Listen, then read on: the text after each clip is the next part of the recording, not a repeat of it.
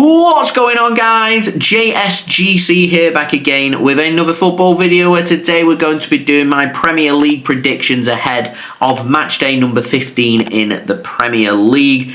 Match day 14's not even come to an end yet, and yet we're having to look at match day number 15. It just shows how quick the turnaround is on these football games at the beginning of December. So, having a look then at match day number 14, my performance, it's not been very good. 1 correct score, 2 correct results and 6 incorrect. And if you do the maths, you'll have been able to work out that we're looking at 9 out of the 10 of the games have been completed so far, because we've got Man United taking on West Ham tonight to complete match day number 14, which, if you cast your minds back to my last video when I was speaking about my Premier League predictions, I have gone for a Man United 2-1 win tonight for that game against West Ham. So the one that I got correct was Arsenal against Brentford. The 2 correct results that I got was Man City winning away against Fulham. I had that down as a 2-1 Man City win. It was a Premier League classic 9-goal thriller. City 5-1 up in the second half, and Fulham very nearly staged a very dramatic, amazing comeback. Finished 5-4 to Man City, but they do get the 3 points. And the other correct result I got was Crystal Palace winning away against Burnley. I had that down as a 2-1 Crystal Palace win. That finished 1-0. And then the others, I got them incorrect, so not very good from me. Just a 2 out of 10 performance from me so far. We'll see if I end up getting the United West Ham game correct this evening. But I had Bournemouth down as 2-1 winners against Everton. Finished 1-0 to Everton, a good away win for them. I had Newcastle down as 2-0 winners against Spurs, and took for what I thought was a fantastic goal at the time with the overhead kick from Romero. But it was just a real slow motion goal, and yeah, I mean, Newcastle will be very disappointed not to have won that game. On to the games on Wednesday. I had Brighton down as 2-1 winners against Aston Villa, a 7-goal thriller. In that game, with Aston Villa staging a comeback, coming back from 2-0 down to go 4-2 ahead, finished 4-3, and Brighton couldn't manage to pick up any points there, and Aston Villa continuing their good form. And then I had Wolves Nottingham Forest down as 0-0. I said I didn't think it'd be a very good game. It wasn't a very good game, but Forest did sneak it and took that game by a goal to 0. Chelsea down as 1-0 winners against Leeds. Leeds, for me, picking up one of the results of the Premier League match day with a 3-1 home win against Chelsea. A real good result for them. And Sunderland nearly picked up another incredible 3 points on the road at Anfield against Liverpool. They had Liverpool down as 2-1 winners. It finished 1-1, and Sunderland very unlucky not to win it at the end when they rounded the goalkeeper, and it took Chiesa to get back to stop that from going 2-1 to Sunderland. So Liverpool's form continuing to be a bit sticky, and Sunderland continuing to impress. And that leads us nicely into match day number 15. First game's taking place on Saturday 6th of December, starting off first in the early kickoff at 12:30 p.m. GMT, with the game being broadcast live on TNT Sports here in the United Kingdom. And it's to Villa Park to the Midlands. You've got Aston Villa taking on Arsenal. This is a real interesting game, because this is the kind of game that I look at, and Arsenal go to Villa Park against an informed Aston Villa side, one of the most difficult away days out there. They go there and win that game. Then Arsenal are continuing to solidify themselves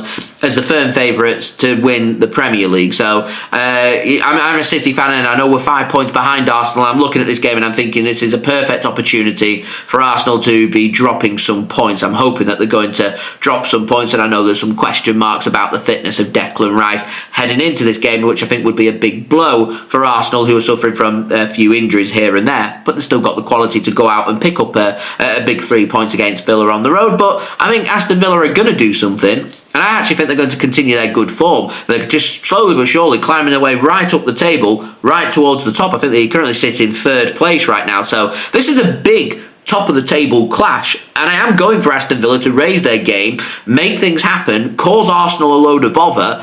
And I think Aston Villa are going to win this game. So I'm going with a 2-1 Aston Villa win for this match. Now, moving on to the 3 p.m. games, because you've got some very interesting 3 p.m. games, including on the South Coast, AFC Bournemouth taking on Chelsea at Dean Court. And I'm going with Bournemouth to pick up a big 3 points against Chelsea as well. I wasn't impressed with how Chelsea played on the road against Leeds United on Wednesday. So I think Bournemouth are going to do something. I think they're going to win this game. So I'm going with a 2-1 Bournemouth win. And then to the Hill Dickinson Stadium, you've got Everton taking on Nottingham Forest. And I'm going with an Everton win. I'm going for Everton to make it, back-to-back wins for them.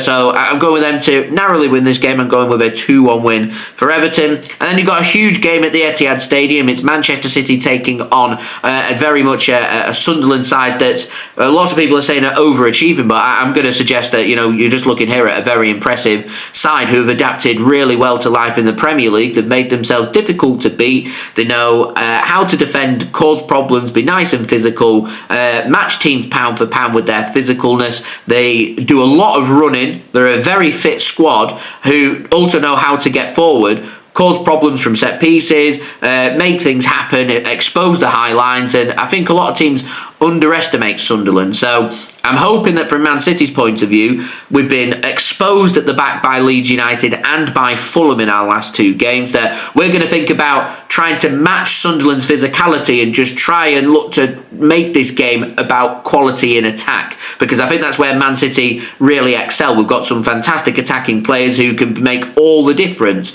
I don't want it to be an open game of football with both sides creating 5 or 6 opportunities. I want this to be a real, well-managed game by Man City, a game that City are conceding few opportunities. It might mean that we create few opportunities, but you make it about our attacking talent, because I always fancy that we're going to go out and score goals. We just looked a bit frail at the back. I think City will look to tighten it up, but I think we look a bit frail at the back. So I can see both teams to score. I can see Sunderland causing City some problems. I'm just hoping that City, with tightening it up, can keep the score down and we can make this game about our attacking quality. And as long as we're clinical in front of goal, we can make home advantage count and win this game. So being positively delusional maybe, but I'm going with a 3-1 Man City win. I'd love to know your thoughts of that one, guys, in the comments. St James's Park, Newcastle taking on Burnley. Can't see anything other than Newcastle winning that game, so clean sheet, 2-0 win for Newcastle, my prediction. And then to the Tottenham Hotspur Stadium, you've got Spurs taking on Brentford.